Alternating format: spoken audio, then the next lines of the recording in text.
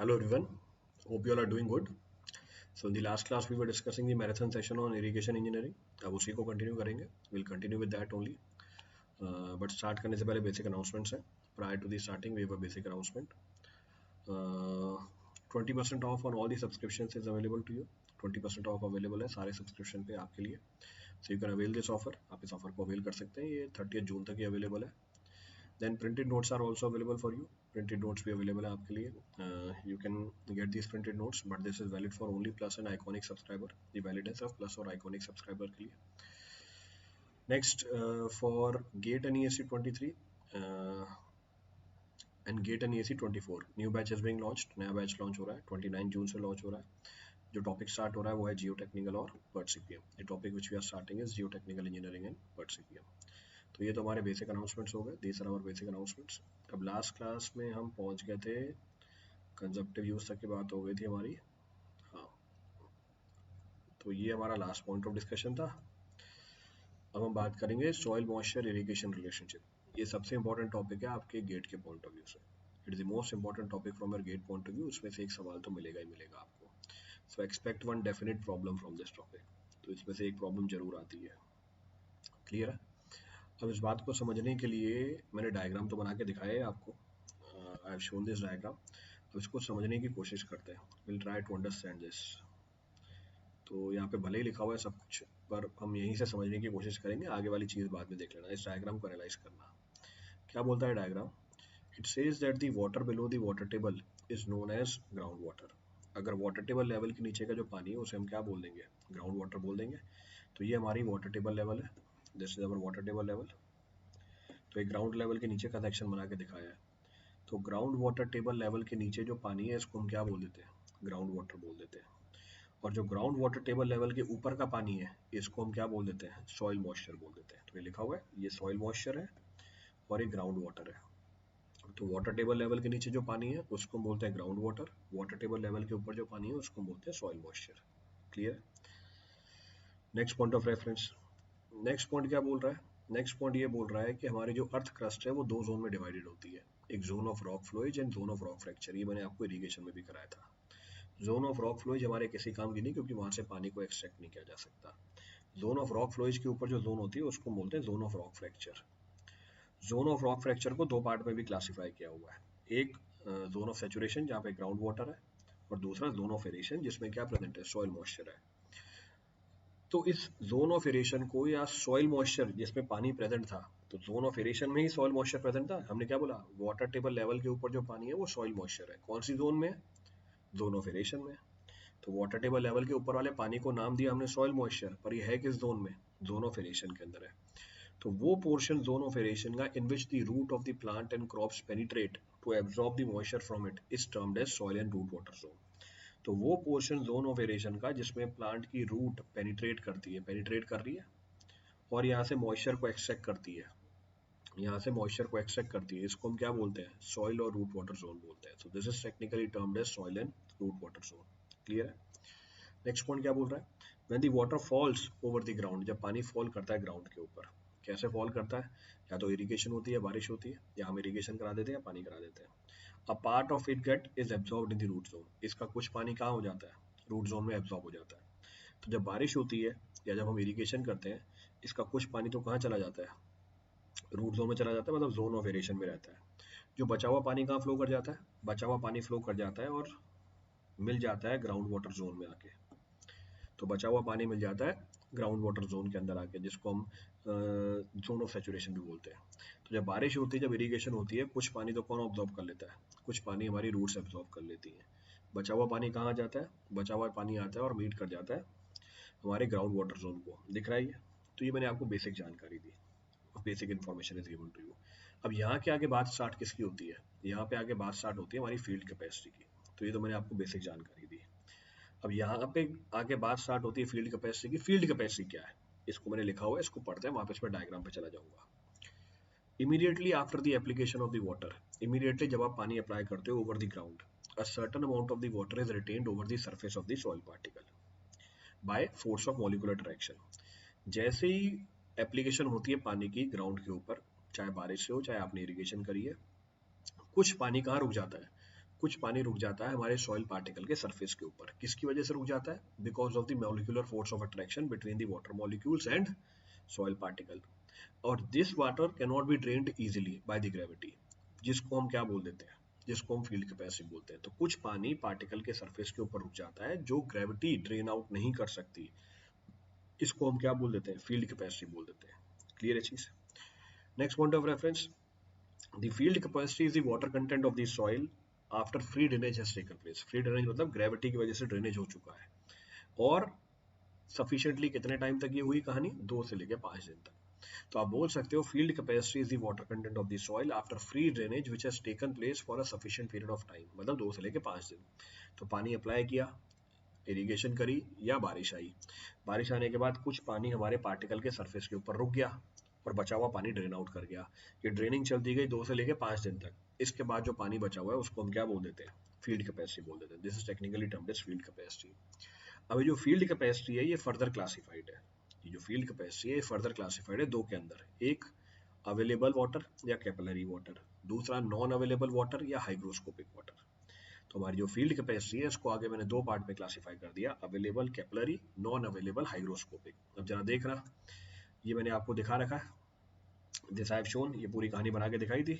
Soil और root water zone बनाया, अब सॉइल और रूट वाटर जोन को मैग्नीफाई कर दिया। देखो सॉइल और रूट वाटर जोन को मैग्नीफाई करते हैं तो जो पानी रुका हुआ है, जो पानी रुका हुआ है पार्टिकल के सरफेस के ऊपर, उसको हम क्या बोलते हैं? फील्ड कैपेसिटी बोलते हैं। इसको भी हमने 2 पार्ट में डिवाइड कर दिया है।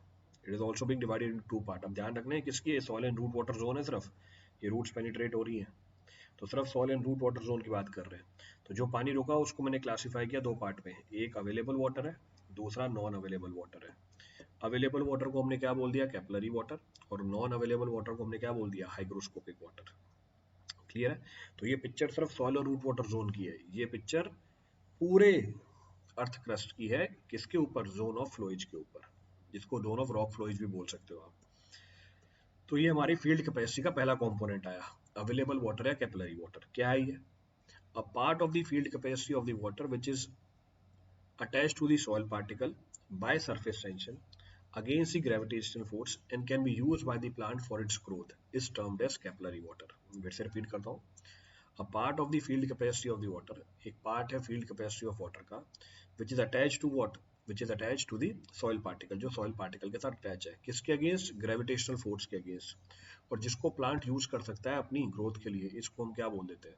इसको हम बोल देते हैं कैपिलरी वाटर। तो ये टेक्निकली हमारी जानकारी निकल के आ गई कैपिलरी वाटर की। अब नॉन अवेलेबल वाटर क्या होता है या हाइग्रोस्कोपिक वाटर क्या होता है? Non available is a part of the field capacity of the water that can not be removed by the capillary pores. दिखाया था ऊपर अवेलेबल वाटर था, नीचे नॉन अवेलेबल वाटर था। तो वो पोर्शन फील्ड कैपेसिटी का जिसको कौन यूज नहीं कर पाएगा? जिसको प्लांट यूज नहीं कर पाते बाय कैपिलरिटी, इसको हम क्या बोल देते हैं? इसको हम बोल देते हैं नॉन अवेलेबल वाटर। क्लियर है? या इसको हाइग्रोस्कोपिक वाटर भी बोला जाता है, it is also termed as hygroscopic water. तो फील्ड कैपेसिटी हमारे 2 कंपोनेंट में आ गई, अवेलेबल, नॉन अवेलेबल वाटर। अब फील्ड कैपेसिटी को हम डिफाइन कैसे करते हैं? How field capacity can be defined? तो फील्ड कैपेसिटी का वाटर कंटेंट कैसे डिफाइंड है? लिखा हुआ है field capacity water content. So field capacity water content can be defined. So field capacity water content can be defined as the quantity of the water which the soil can retain over it. तो field capacity water content वो quantity है पानी की जो soil retain कर सकती है अपने ऊपर। क्लियर है? Against what? Against what? Against gravity to the quantity of the dry weight of the soil. मैं फिर से रिपीट कर रहा हूँ, फील्ड कैपेसिटी वाटर कंटेंट वो क्वांटिटी है वाटर की जो सॉइल रिटेन कर सकती है अपने ऊपर। किसके अगेंस्ट? ग्रेविटी के against. To the quantity of what? To the quantity of the dry soil. तो डिफाइन कैसे किया हुआ है? Ratio of weight of the water retained in certain volume of the soil against gravity. लिखा हुआ है against gravity to the weight of the same volume of dry soil. उतना ही वेट किसका ले लो? तो ऊपर वेट, नीचे weight of dry soil. So W upon W dash. अब सॉइल में जाए, ये वाटर कंटेंट ही होता है, weight of water to the weight of dry soil मतलब वेट ऑफ सॉलिड, तो डब्ल्यू डैश। तो आपको समझाने के पॉइंट ऑफ व्यू से या एनालॉजी क्रिएट करने के पॉइंट ऑफ व्यू से ये कौन सा वाटर कंटेंट है? ये वो डब्ल्यू डैश वाला वाटर कंटेंट है। तो field capacity water content W dash वाला वाटर कंटेंट बनता है। अब इसको निकालते कैसे हैं? इसको डिराइव करने के लिए मैंने स्लाइड जानबूझ करके छोड़ी हुई है कि इसको मैं आपको अलग से डिराइव करके दूंगा। आई डिराइव दिस सेपरेटली, क्योंकि मैं डायरेक्टली लिखता समझ में नहीं आता। तो इसको डिराइव करते हैं क्योंकि इसके ऊपर सवाल बहुत आते हैं। You will get numerous problems on this, तो इसको मैं खुद डिराइव करके दूंगा आपको। तो मैं बोल रहा हूँ let area of soil, let area of the soil be 1 metre square. तो मैंने ये मान लिया एरिया ऑफ सॉइल कितना है, 1 मीटर स्क्वायर है, so area of soil is 1 metre square and D be the depth of root zone. D हमारी depth है किसकी, रूट जोन की। So let area of the soil be 1 metre square and D be the depth of root zone. D क्या निकल के आ गई हमारी, रूट जोन की डेप्थ निकल के आ गई। क्लियर है? तो आप बता सकते हो, can you tell what is the volume of soil in root zone? Volume of soil in root zone, volume of soil in root zone will be equal to what, D into 1। तो area soil का 1 metre square है, D depth है हमारे root zone की, तो volume of soil कितनी आ गई रूट जोन में, D into 1, D into 1 metre cube. So what is the weight of soil, weight of soil in root zone. So weight of soil in root zone कितना होगा, weight of soil होगा volume into unit weight. So volume into gamma D, तो मैं लिख दूंगा D into gamma D. Clear है? तो ये क्या आ गया, वेट ऑफ सॉइल आ गया। वेट ऑफ सॉइल कौन सी आई, वेट ऑफ ड्राई सॉइल आई। ये भी क्लियरली लिख देता हूँ कि वेट ऑफ ड्राई सॉइल है, क्योंकि गामा डी से मल्टीप्लाई किया आपने इसको। तो ये क्या आई, वेट ऑफ ड्राई सॉइल आई। तो weight of dry soil in the root zone निकल के आ गई। क्लियर है? Now the point is what is the weight of the water retained in the soil. अब ये कैसे निकालो वेट ऑफ वाटर रिटेन्ड, इसके लिए वाटर कंटेंट को यूज करूंगा मैं। तो वाटर कंटेंट क्या होता है, weight of the water to the weight of solid. तो आ गया मेरा फील्ड कैपेसिटी को, तो बोला था मैंने वाटर कंटेंट।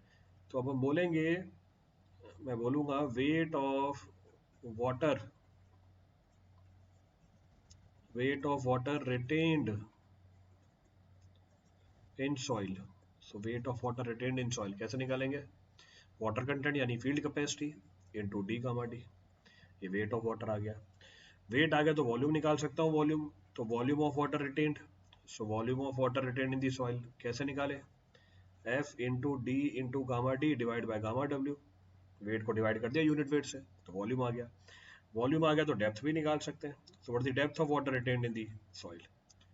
तो depth of water retained in soil, so depth of water retained in soil कैसे निकालूंगा, मुझे वॉल्यूम पता है, डिवाइड कर दो एरिया से। एरिया कितना लिया हुआ है आपने, so F D gamma D by gamma W divide by 1/1। ये डेप्थ आ गई हमारी। ये मैंने कैसे लिखा है, जो वाटर कंटेंट होता है वो फील्ड कैपेसिटी तो है मेरी यहाँ पे। तो जो हमारा वाटर कंटेंट होता है वो फील्ड कैपेसिटी तो है हमारी यहाँ पे। कौन सा water content, W W dash, यही तो है। या इसको ऐसे भी मत लिखो, जो नोटेशन आपने सॉइल में यूज कर रखे हैं उसी को यूज कर रहा हूँ मैं। तो जो हमारा वाटर कंटेंट होता है ये क्या होता है, weight of water to the weight of solid. तो ये हमें, मेरा वाटर कंटेंट क्या है, फील्ड कैपेसिटी है। तो इसको और क्लेरिफाई करके लिख दो। तो जो हमारी फील्ड कैपेसिटी है वो हमारा क्या है, वाटर कंटेंट ही तो है। सो दिस इज वाटर कंटेंट। तो यहाँ से हमने क्या निकाल लिया, यहाँ से हमने निकाल लिया depth of the water retain in the soil. अच्छा, इस लॉजिक को यूज करके मैं, ये याद कर लेना आप, दिस यू कैन रिमेंबर। अच्छा, इस लॉजिक को यूज करके मैं एक चीज और कैलकुलेट कर सकता हूँ। क्या क्या आप depth of water retain in soil between two water content निकाल सकते हो, बिल्कुल निकाल सकते हो। ये मैं नोट करके लिख रहा हूँ। So note, so I can also calculate the depth of water. ये आपने डेप्थ ऑफ वाटर कहाँ तक निकाला, फील्ड कैपेसिटी तक निकाला। फील्ड कैपेसिटी वाटर कंटेंट ही तो थी हमारी। So I have to calculate depth of water. So depth of water retained, so depth of water retained in the soil, so depth of water retained in soil, so depth of water retained in soil in between two water content, in between two water content। कैसे निकालोगे, field capacity की जगह क्या लिख दो, दो water content लिख दो, W1 माइनस W2। बाकी सारा एक्सप्रेशन वही है, gamma D by gamma W into D. So D gamma D by gamma W, so D gamma D by gamma W. तो ये भी टर्म पता होनी चाहिए। So depth of water retain in the soil between the two water content is given by the following relationship. अच्छा, also मैं field capacity को एक और तरीके से निकाल सकता हूँ। कैसे निकालूं फील्ड कैपेसिटी, फील्ड कैपेसिटी क्या थी? Field capacity was wait of water retained in the soil, weight of water retained in soil, so weight of water retained in soil. आगे, to the weight of dry soil, to the weight of dry soil, so weight of water retained in the soil to the weight of dry soil, this is termed as what? Field capacity. इसको हम field capacity बोल देते हैं. A weight of water retained in the soil, कैसे निकालूं weight of water? Unit weight of water to the volume of water. Weight of dry soil कैसे निकाले? Dry unit weight into volume of soil. तो देखो ये क्या relationship बन गई. वॉल्यूम ऑफ वाटर को मैं वॉल्यूम ऑफ वॉइड से रिप्लेस कर सकता हूँ क्योंकि सारे वॉइड्स भरे हुए पानी से. तो बोल सकते हैं gamma W volume of void gamma D into volume of soil. So this is equal to gamma W upon gamma D into porosity. तो ये हमारी फील्ड कैपेसिटी आ गई. So field capacity is equal to gamma W upon gamma D into porosity. एक और relationship आ गया field capacity. तो क्योंकि सारे वॉइड पानी से भरे हुए हैं तो मैंने वॉल्यूम ऑफ वाटर को रिप्लेस कर दिया किससे? वॉल्यूम ऑफ वॉइड से, क्योंकि डिग्री ऑफ सैचुरेशन 1 है. तो ये भी एक तरीका है. This is also one of the method.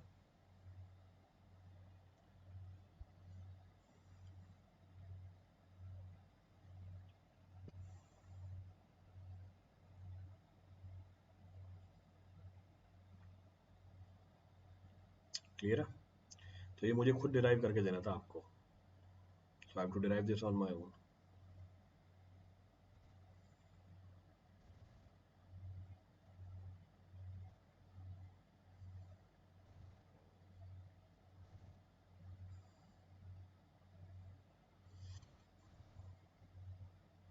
पीछे वाला, तो पीछे वाला लिख लो.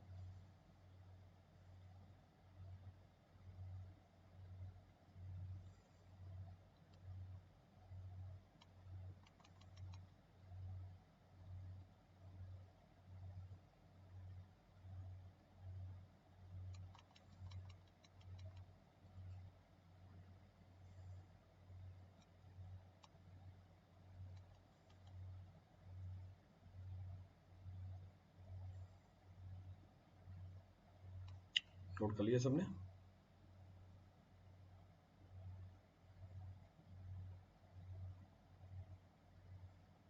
Have we noted? आगे बढ़े.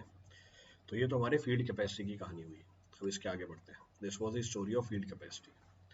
अब पीछे मैंने आपको और भी 2-3 कंटेंट दिखाए थे वाटर के. अब और भी 2-3 कंटेंट दिखाए थे वाटर के, अब उसको समझने की कोशिश करते हैं. फिर मैं वापस आपको डायग्राम में लेके जाऊंगा और वहाँ पे सारी बातें बता दूंगा. Next is OMC. अब OMC क्या होता है? Optimum moisture content. It is the moisture content in the root zone below which water cannot be easily available or extractable to the crops for its growth. ये वो moisture content है root zone के अंदर जिसके नीचे का पानी plant extract नहीं कर सकते अपनी ग्रोथ के लिए. अगर वाटर फॉल कर जाता है OMC से नीचे during its growth period, it will affect the productivity of the crop.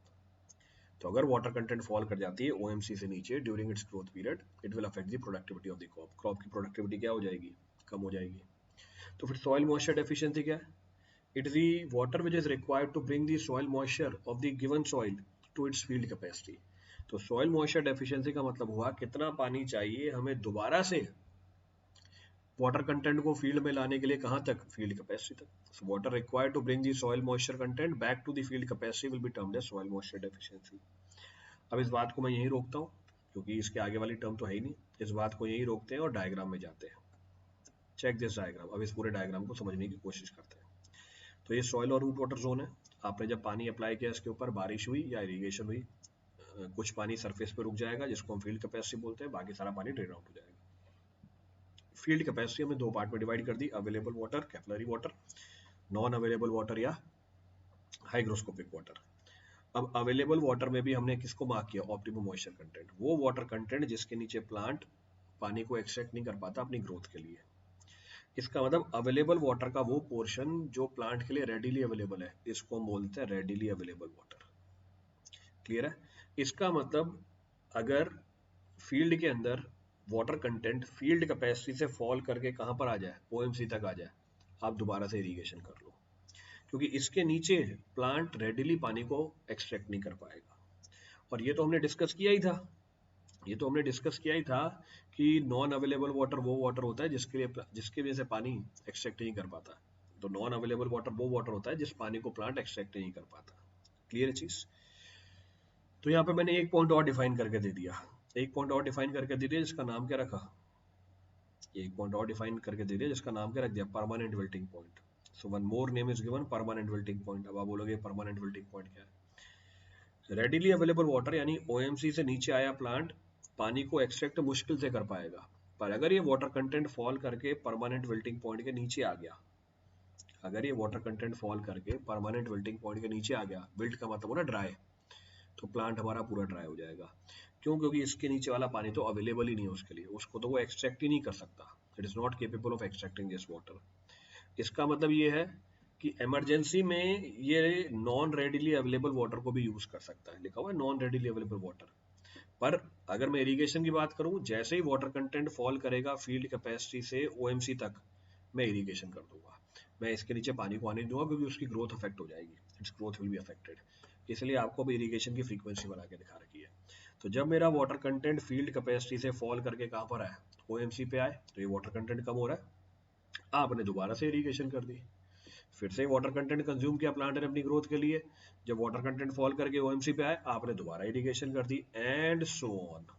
तो ये दो जो आपने वाटरिंग करी, इसके बीच की ड्यूरेशन को हम क्या बोल देते हैं, फ्रीक्वेंसी ऑफ इरिगेशन।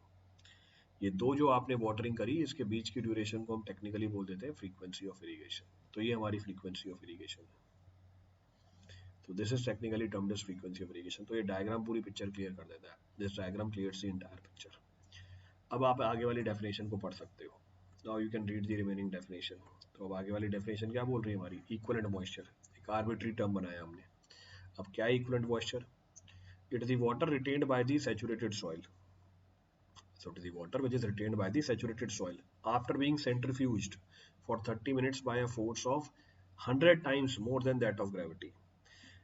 हमारी सॉइल के अंदर पानी की अप्लाई करने के बाद वो पानी जो रुक गया, कब? जब आपने उसको सेंट्रीफ्यूज किया यानी बाहर निकाला, बाहर निकाला, पहले कौन पानी बाहर निकाल रहा था सॉइल में से, ग्रेविटी। अब आपने उसको निकाला 100 टाइम्स ज्यादा फोर्स लगा के देन ग्रेविटी, कितने टाइम के लिए, 30 मिनट्स के लिए। तो 100 टाइम ज्यादा फोर्स आपने लगाया देन ग्रेविटी 30 मिनट के लिए। इसके बाद भी जो पानी बच गया हमारी सॉइल के अंदर, इसको हम क्या बोल देंगे, इक्विवेलेंट मॉइस्चर बोल देंगे। क्लियर है? स्टेटमेंट क्या दी, इट इज अप्रोक्सीमेटली इक्वल और slightly less than field capacity, या तो फील्ड कैपेसिटी के बराबर होता है या थोड़ा सा उससे कम निकल के आता है। तो इट इज अप्रोक्सीमेटली इक्वल और slightly less than field capacity, या तो उसके बराबर आएगा या उससे थोड़ा सा कम निकल के आ जाएगा। तो दोनों में से कोई एक चीज मिल जाएगी आपको। क्लियर है?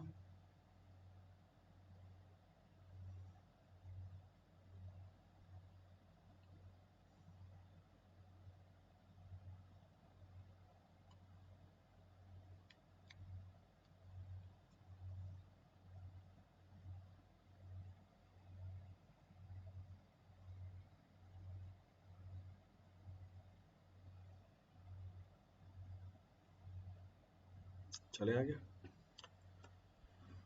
चलो अब आगे सवाल देख लो। सवाल क्या बोल रहा है, consumptive use refers to the loss of the water as a result of, consumptive use last class में बताया था, evaporation and transpiration from the cropped area, इसको हम कंजप्टिव यूज बोल देते हैं। तो evaporation and transpiration from the cropped area, तो ये हमारी कंजप्टिव यूज है। Which one of the following is not a cause of water logging, कौन सा वाटर लॉगिंग का कॉज नहीं है, तो वाटर लॉगिंग का कॉज नहीं है। Excessive tapping of ground water, ये है कॉज। एक्सेसिव रेनफॉल, ये नहीं है कॉज। फ्रीक्वेंट इरिगेशन, ये कॉज है। हाई वाटर टेबल, ये कॉज है। तो excessive rainfall is not the cause of water logging, ये कॉज नहीं है हमारे वाटर लॉगिंग का। Next, available moisture is the difference in water content of the soil between field capacities, so available moisture is the difference between the water content of the soil between field capacity and, कहते हम available moisture, permanent wilting point, इसको हमने available moisture का नाम दिया था। इसमें भी readily available moisture और क्या था, नॉन रेडिली अवेलेबल मॉइस्चर था। रेडिली अवेलेबल मॉइस्चर ओएमसी तक था, तो ये बात भी बता दी थी। Which one is the best method of reclamation of the acidic soil? So which one is the best method for reclamation of the acidic soil? इसमें से कौन सा बेस्ट तरीका है रिक्लेमेशन का ऑफ एसिडिक सॉइल? ठीक है, लीचिंग नहीं, provision of good drainage no, acidic soil है बेस डाल दो, यूज लाइमस्टोन, तो लाइमस्टोन डाल दिया हमने सॉइल के अंदर, तो फिर ऐड लाइमस्टोन, तरीका है सॉइल को रिक्लेम करने का, is the method to reclaim the soil. ठीक है, next the figure represents what? ये फिगर क्या बता रहा है? ये भी पीछे बताया था, moisture content in the soil, field capacity, OMC पे आ रहे हो, क्या बता रहा है? फ्रीक्वेंसी बता रहा है इरिगेशन, तो it is indicating the frequency of the irrigation. तो ये हमारी फ्रीक्वेंसी इरिगेशन की। तो ये अब हमारा अगला टॉपिक चालू हो गया, new topic is being started. चलो इसको भी देख लेते हैं। So next of the point of discussion is what? Canal irrigation system. क्या है canal irrigation system? The entire distribution system from the head of the main canal to the irrigation field. The entire distribution system to the head of the main canal to the irrigation field is divided into three systems. इसको तीन system में divide कर रखा है। तो canal irrigation system को हमने तीन सिस्टम में डिवाइड कर दिया। एक प्राइमरी डिस्ट्रीब्यूशन सिस्टम जिसमें मेन कैनाल होगा, ब्रांच कैनाल होगा। दूसरा सेकेंडरी डिस्ट्रीब्यूशन सिस्टम जिसमें मेजर डिस्ट्रीब्यूटरी होगी और माइनर डिस्ट्रीब्यूटरी होगी।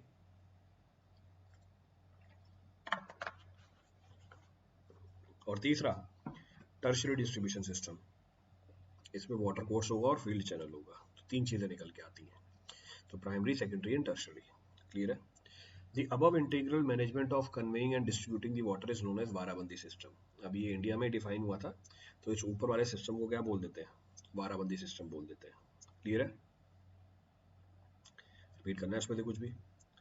अब क्या होता है, by following the warabandi system, warabandi system क्या होती है कि आपकी वारी बांध दी जाती है। वाराबंदी बांध जाती है, वारी का मतलब होता है टर्न।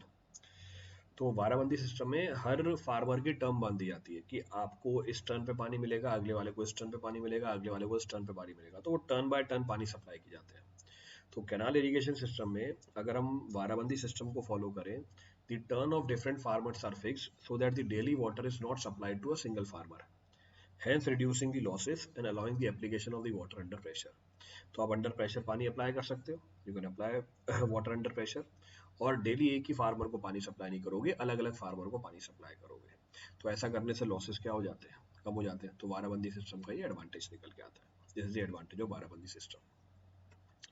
नेक्स्ट पॉइंट क्या बोल रहा है? Classification of canal. अब खूब सारे तरीके हैं कैनाल को क्लासिफाई करने के। There are several methods available for the classification of the canal. पहला, alluvial and non alluvial canal. अब क्या है alluvial canal? The canal when excavated through the alluvial soil is called as alluvial canal. तो वो canal जो आप excavate करते हो एलुवियल सॉइल के अंदर, उसको मैं क्या बोल देता हूँ? एलुवियल कैनाल बोल देता हूँ। तो canal in such area use the water from direct irrigation. ये कैनाल है, ये वाटर को यूज करते हैं डायरेक्टली यहाँ से इरिगेशन के लिए, स्टोर नहीं किया जाता। क्लियर है? जैसे रिवर होती है एलुवियल सॉइल के अंदर, जो रिवर होती है एलुवियल सॉइल के अंदर, इनकी टेंडेंसी होती है वाटर कोर्स बदलने की, इसलिए यहाँ पे स्टोरेज नहीं की जाती, इसमें डायरेक्ट इरिगेशन की जाती है। क्लियर है? Hard foundations are generally not available in this kind of soil. तो इस सॉइल के अंदर कोई हार्ड फाउंडेशन भी नहीं मिलती है हमें। क्लियर है? तो जो कैनाल होंगे इस सिस्टम के अंदर रिवर से डायरेक्टली पानी यूज कर लेंगे, कोई स्टोरेज नहीं होगा, क्योंकि जो रिवर है अपना वाटर कोर्स बदलती रहती है। अब नॉन एल्यूवियल कैनाल्स क्या होते हैं? The canals excavated through non alluvial soil formed due to disintegration in the rocks in the mountains will be termed as non alluvial canal। तो वो कैनाल जिसको आपने बनाया किसमें से? नॉन एल्यूवियल सॉइल में से, यानी रॉक के डिसइंटीग्रेशन के बाद माउंटेनियस रीजन में, इसको हम बोल देते हैं नॉन एल्यूवियल कैनाल। क्लियर है? हार्ड फाउंडेशन जनरली अवेलेबल होते हैं क्योंकि माउंटेनियस रीजन में बनते हैं। तो hard foundations are generally available because they are formed in mountainous region. Clear है चीज?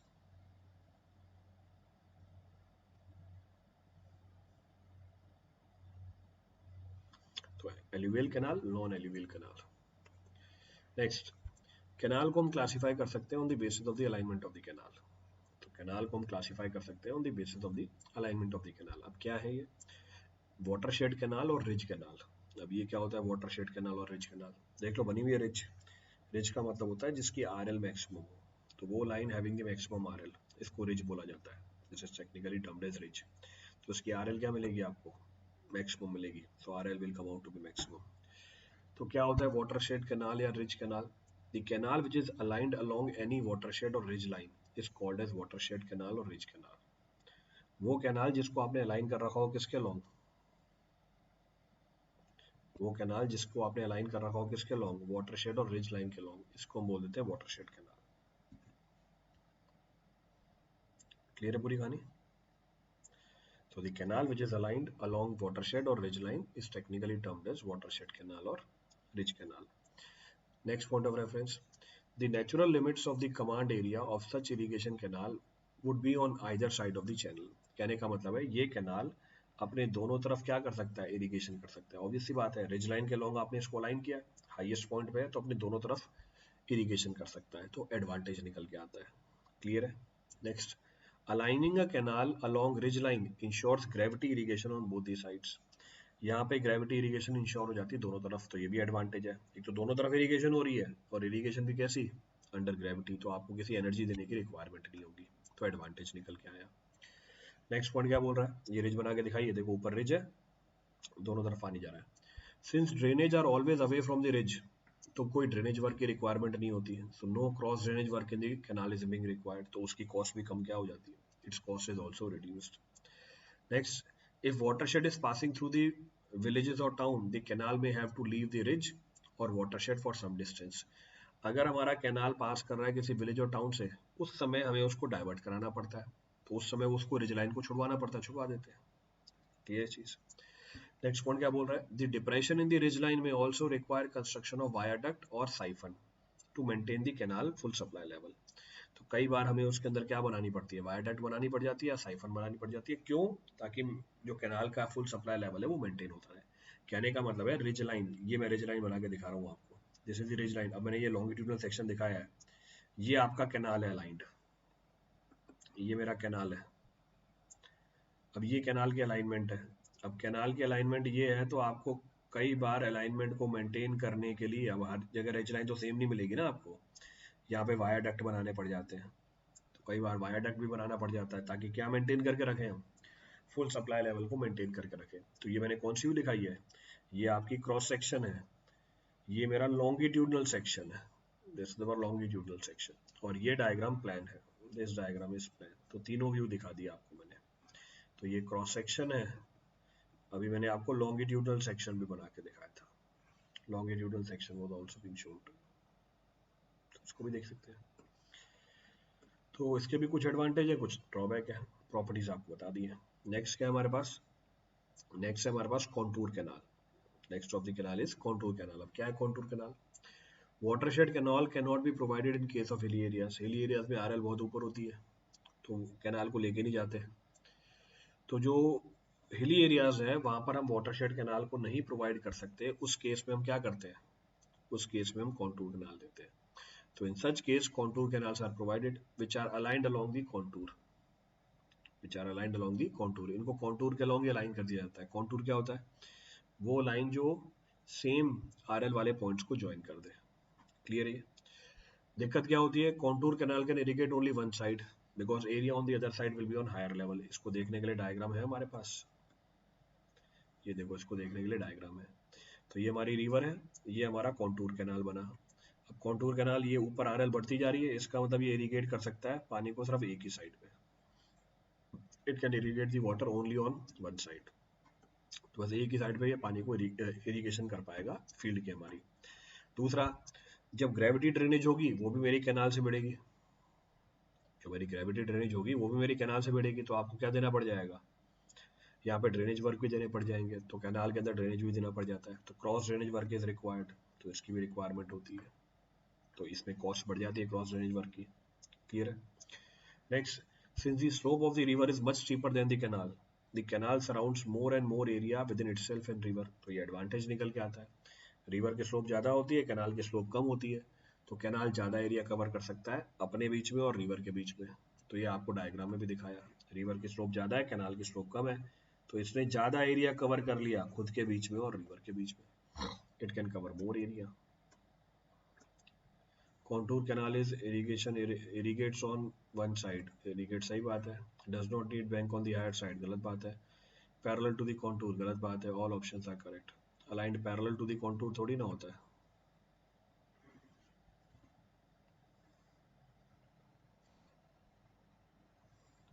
क्लियर है?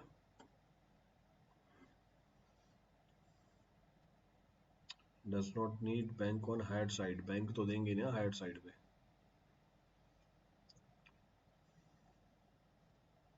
तो bank will be provided. Note कर लिया सबने?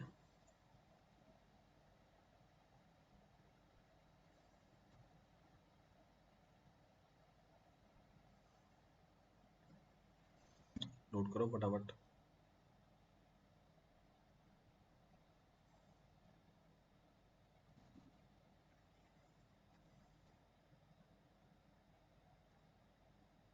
चले, चलो। Next of the canal is termed as side slope canal. तीसरा कैनाल जो हमारे पास अवेलेबल है इसको हम क्या बोल देते हैं? इसको हम बोलते हैं साइड स्लोप कैनाल। क्या है side slope canal? A canal which is aligned at right angles to the contour is termed as side slope canal. तो वो कैनाल जो आपने कॉन्टूर के राइट एंगल पे लगा रखा है इसको हम साइड स्लोप कैनाल बोल देते हैं। क्लियर है? तो वो कैनाल जिसको हमने कहाँ लगा रखा है? राइट एंगल्स पे, किसके? कॉन्टूर के।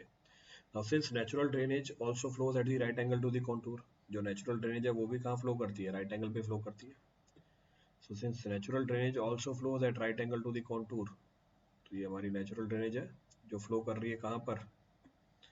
Right angle to the contour. So since natural drainage also flows at right angle to the contour, ये हमारे कैनाल से इंटरफेयर नहीं करती, तो कोई क्रॉस ड्रेनेज वर्क की रिक्वायरमेंट नहीं होती। So no cross drainage work is required.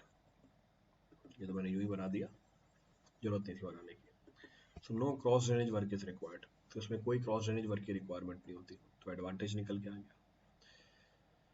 The best alignment of the canal when it is aligned along valley line, stream line, contour line, ridge line। तो best alignment कौन सी है? जब वो aligned हो कहाँ पर? रिज लाइन के along। अब कुछ टर्मिनोलॉजी है हमारी जिसके बारे में हमें जानकारी होनी चाहिए। Now there are certain terms that we should be familiar with। कौन कौन सी टर्म्स है? पहली, ग्रॉस कमांड एरिया। नाम में लिखा हुआ है ग्रॉस।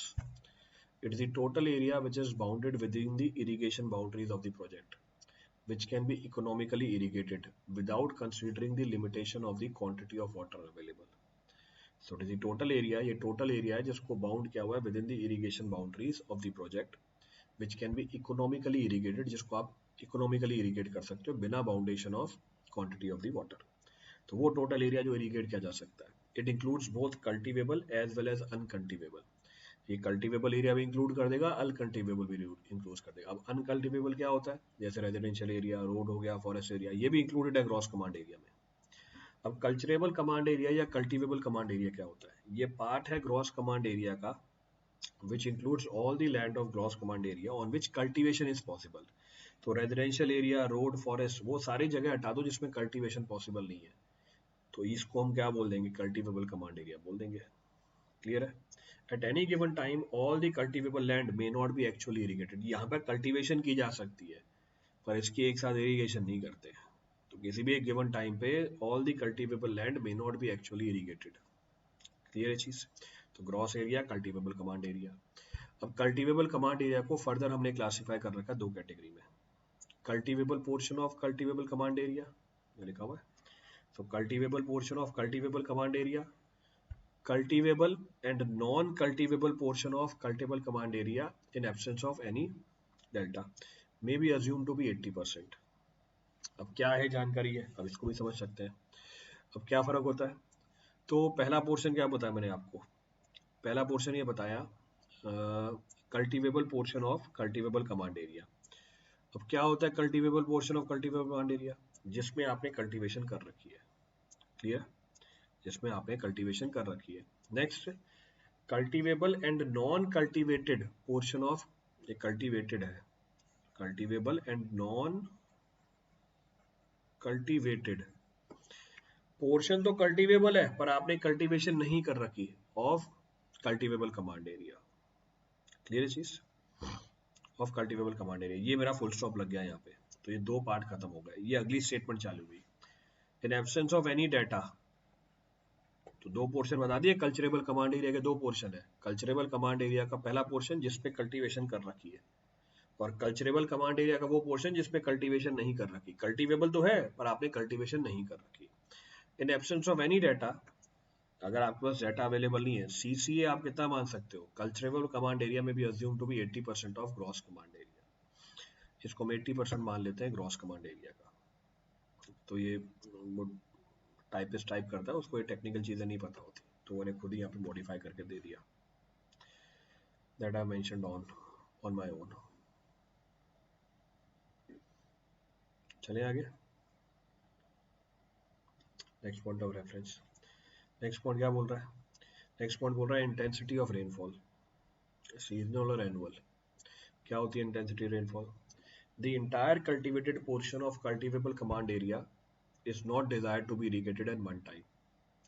जो पूरा पोर्शन है, द इंटायर कल्टिवेटेड पोर्शन, वो पहला वाला, जो पूरा कल्टिवेटेड पोर्शन है कल्टिवेबल कमांड एरिया का, इसमें आप एक टाइम पे इरिगेशन नहीं करोगे। एक टाइम पे इरिगेशन करोगे तो इंटेंसिव इरिगेशन हो जाएगी। एज इट में बी हार्मफुल, वाई, क्या इफेक्ट आ जाएंगे, वाटर लॉगिंग आ जाएगी, सैलिनिटी आ जाएगी, डेम्पनेस आ जाएगी, वाटर बॉर्न डिजीज हो जाएंगे। क्लियर है चीज? तो पहले तो आपको बेसिक जानकारी दी। Due to this reason only a percentage of culturable command area is brought under irrigation. This percentage of culturable command area to be irrigated in a season is termed as what?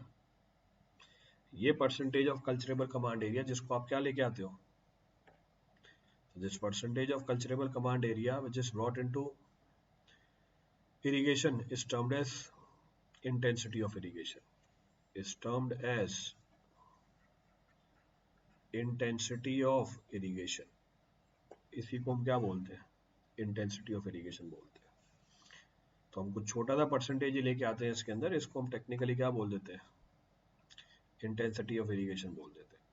तो percentage of culturable command area to be irrigated in a season, और एक साल में, is termed as intensity of irrigation. अब जैसे intensity of irrigation for kharif is 30% and for rabi is 35%। Obviously बात है, राबी में पानी की रिक्वायरमेंट कम है तो ज़्यादा एरिया इरिगेट हो जाएगा। तो पूरे साल के लिए, ये तो खरीफ सीजन राबी सीजन अलग अलग है, पूरे साल के लिए इंटेंसिटी ऑफ इरिगेशन कितनी हो जाएगी, 65। The annual intensity of irrigation is found to be in the range of 40 to 60%, but it is desired up to the range of 100 to 180% by cultivating larger portion of cultivable command area. By cultivating larger portion of cultivable command area with more than one crop in a year. तो एक से ज़्यादा crop की irrigation करेंगे तो हमारे जो intensity of irrigation है 100 से 180% को भी टच कर जाएगी। So it may touch 100 to 180% of the culturable command area. Clear है? सवाल भी डाल दिया गया इसके ऊपर। In a canal irrigation project 76% of the culturable command area remained without watering during kharif season. ठीक है, 76% पे पानी नहीं किया तो कितने परसेंट में किया, 24% में किया। And 58% of CCA remained without water during rabi season. तो 58 रहा तो इरिगेशन किस पे हुई, तो 42 पे इरिगेशन हो गई। Rest of the area got irrigated in each crop respectively. What is the intensity of irrigation, जोड़ दो 66%। तो जिस पे नहीं हुआ वो दे रखा है, जिस पे हुआ वो हमने कैलकुलेट कर लिया, दोनों को जोड़ा, इंटेंसिटी ऑफ इरिगेशन आ गई। You will get the intensity of irrigation. Intensity of irrigation is the percentage of cultivable command area proposed to be irrigated annually। बिल्कुल सही बात है। It is always less than 100%, गलत बात है। Is the percentage that could be ideally irrigated, तो ये भी गलत स्टेटमेंट आ गई। This statement is incorrect। आगे देखते हैं कितनी है, टर्म्स तो बहुत सारी है। चलो आज सफिशिएंट है, इतना थक गए आज बहुत। यहाँ से मैं कल स्टार्ट कर दूंगा, from here I will be starting tomorrow. तो आज के लिए इतना सफिशिएंट है। Thank you everyone.